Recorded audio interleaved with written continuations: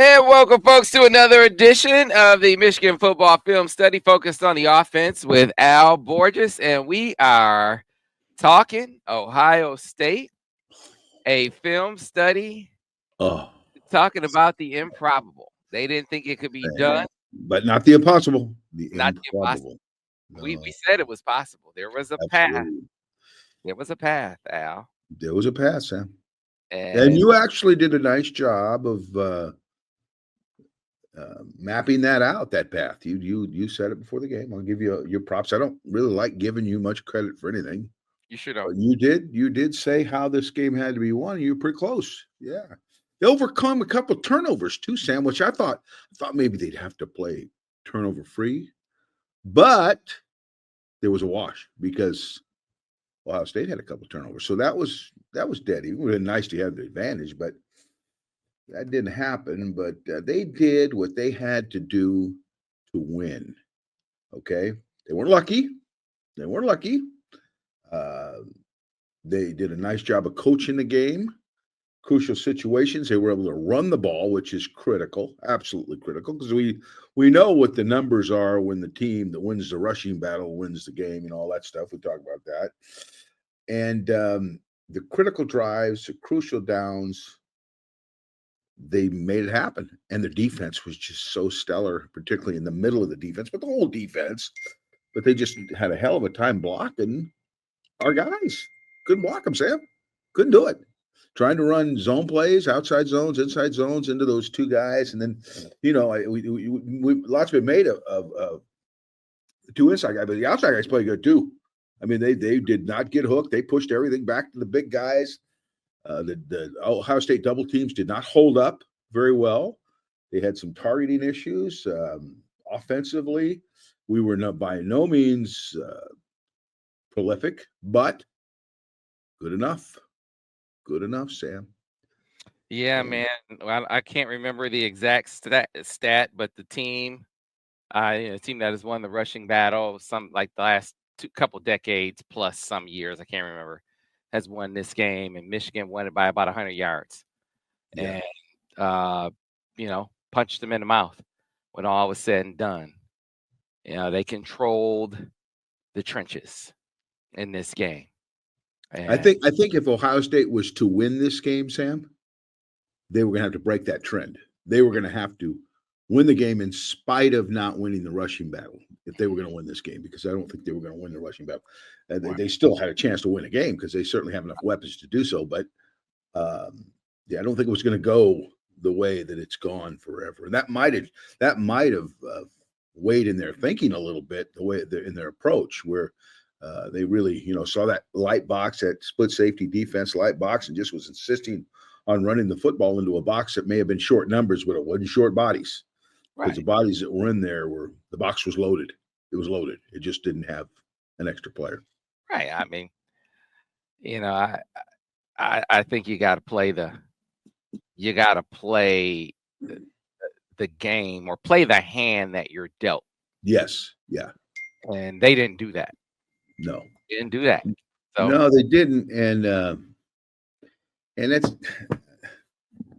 I don't say that it was bad strategy to try and run the football on them. I think it was more bad strategy to continue to try and run the football on them. I think there was a point, I cited this statistic in our breakdown.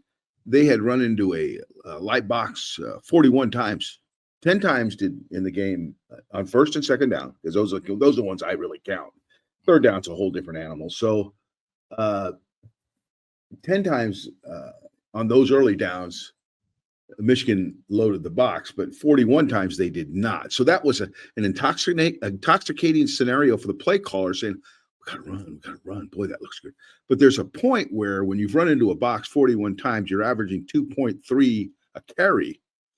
It's probably time to shift gears, because there is a point where you're beating your head against the wall. Yeah. And when you consider also that they have all these weapons outside and a fairly efficient quarterback, I would have thought that would have happened earlier than it did, but fortunately for Michigan, it did. Well, and listen, in fairness, to point out, the quarterback wasn't playing stellar by any means. No. No, He was no. putting the ball in harm's way, and Michigan, they were keeping numbers. They were keeping numbers in the secondary. So Mhm. it's not like you were throwing into advantageous situations No. on. And something that we should add, Sam, I'm sorry to interrupt you, but there was a lot of pressure with the four-man rush. Okay. It wasn't like you could stand back there like a 7-on-7 drill and pick out receivers. There was some heat in there. Not every time, but enough to make the quarterback aware. And I mentioned it earlier, and again in the breakdown, is I think that first interception had some effect on him. I really think it had some effect on him. Then later on, he had another one on a little inside option route out of slot, and I think they had a little miscommunication, bad Yeah, then he got throw. banged. Then he got banged by Makari Page, and I think He that got banged. And there's another one. Yep, that's another issue. He may have been concussed a little bit. Who knows? That was a big shot. Now when he pulled the ball in that zone play, uh, and that all these things combined can exacerbate his problems. yeah, yeah. So, but that was still to me, if you're taking some chances, where are you gonna take the chance? If you're gonna roll the dice, where are you better off rolling your dice? Rolling them running at Mason and KG, Mm, or throwing it up with number 4 against Michigan secondary? I'd rather throw it up mm, with number 4 against Michigan secondary. That's yeah, just me. But hey, yeah, I'm glad they no, chose to do what they chose to do. yeah. Gorgeous. We need to get into these plays. Yeah, let's Here. look at this. This is the fun part, Sam. This is the part I enjoy the most. I don't know, you might not, but I do. I Yeah, like this because this gives you the why and the how. We already figured out what happened. I mean, we can look at the stats and see that. This is the why it happened and how it happened, Sam. I like that part. yes, let's go ahead and jump into the film study, of course, here. Uh, Exclusively on the Autograph app. Hopefully, folks are enjoying it. If you're watching us, you're watching us on the Autograph app. Only place you can get it, of course, for free on the Autograph app. So let's bring up the first play. Gorgeous. All right, big 3rd down and 5 call. I really like this. I like this because I like the way the quarterback maneuvered the pocket. He did a great job. We've been criticizing him a little bit for some unneeded footwork issues, but on this one, he did a Oh, really nice job. This is a dig route versus cover 2, 4-2 look, 3rd down and 5, first drive. And let's see what we did. You can see it's a 2 deep shell. Safeties are split, corners are down. They maintain the look. They don't disguise out of it. So that's basically what you're seeing is what you're getting. Let's start on the bottom of the screen. Okay. The bottom receiver, and we'll show this in just a second, okay. runs a little arc release outside. Okay, a kind of what I would call a more route or a mandatory outside release. He wants to take that corner wide and deep. Okay, wide and deep from that title line. That creates a little bit of a horizontal stretch for that inside receiver. And as you'll see here in a second, the inside receiver is going to run an option route, or not an option route, but an out cut. As soon as we get that up.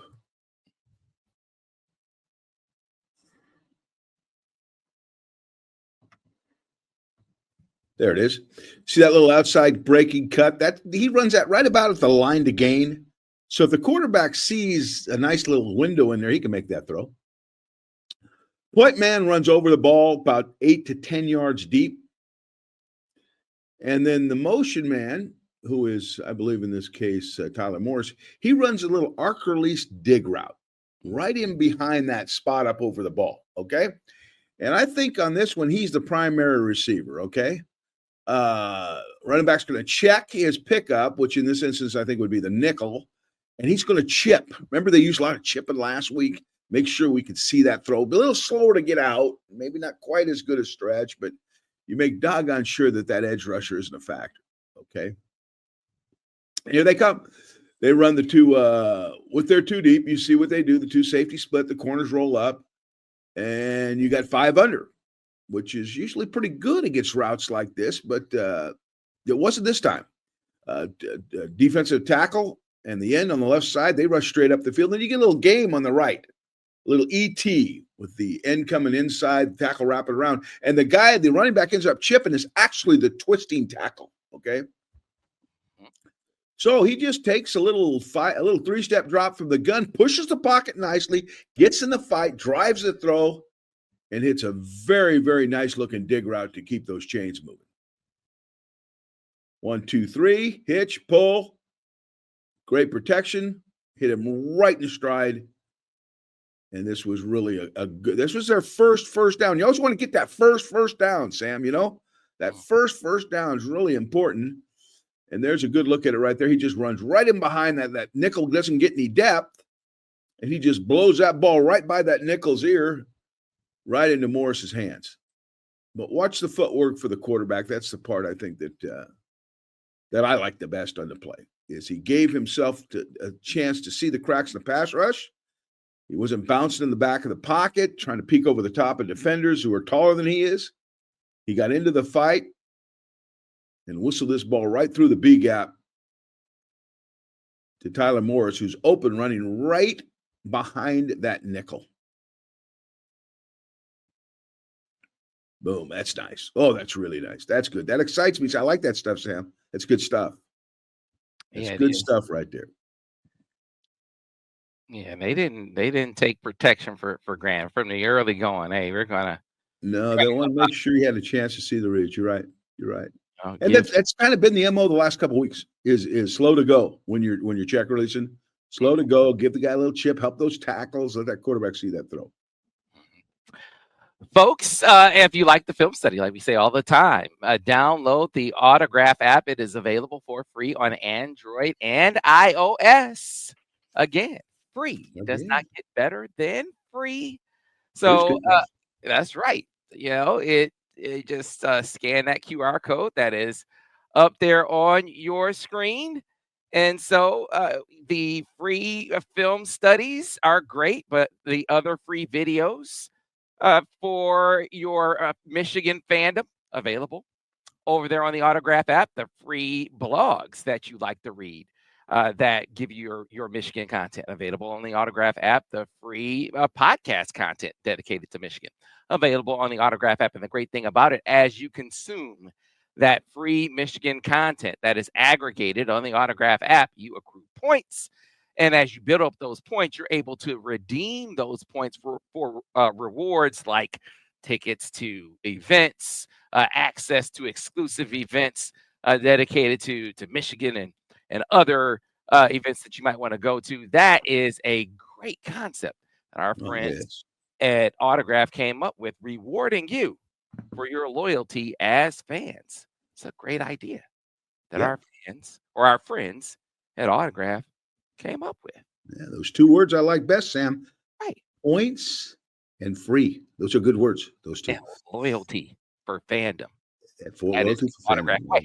Right. That is the Autograph way. So download the Autograph app today and enjoy the film studies, right? Exclusively on the Autograph app, which is available for free on Android and iOS. And again, if you don't want to scan the QR code, then just download it by going to link.ag.fan/SamWebb. That's link.ag.fan/SamWebb.